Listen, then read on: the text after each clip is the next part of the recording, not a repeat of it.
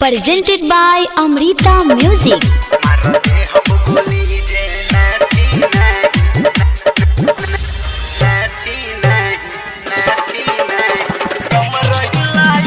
कंचन इब्राहिमपुर।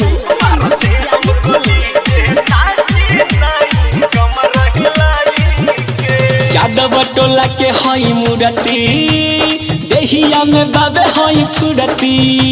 यादव टोला के हई मूर्ति देहिया में भरल सफुरती।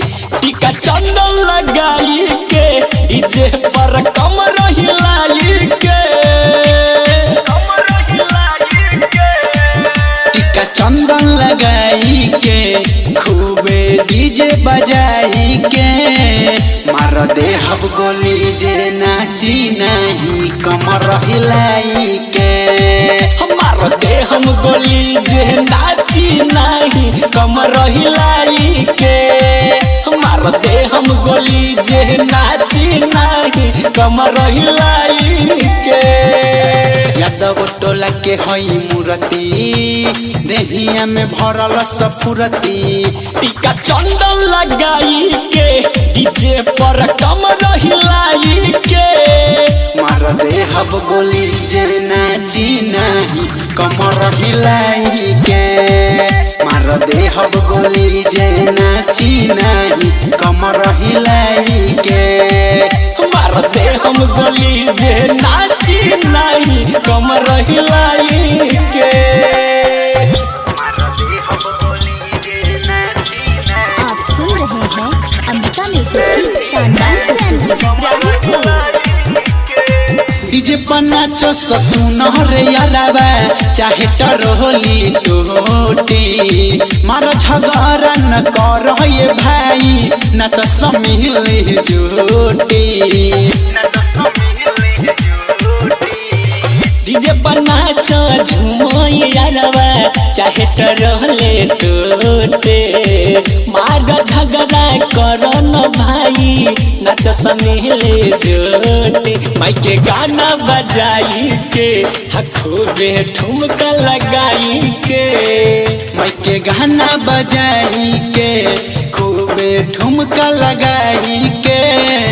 मार दे हब गोली जे नाची नहीं कमर हिलाई के।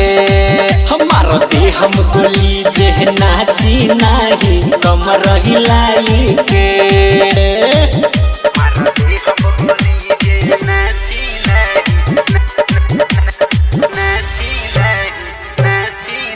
आप सुन रहे हैं अमृता म्यूजिक की शानदार प्रस्तुति।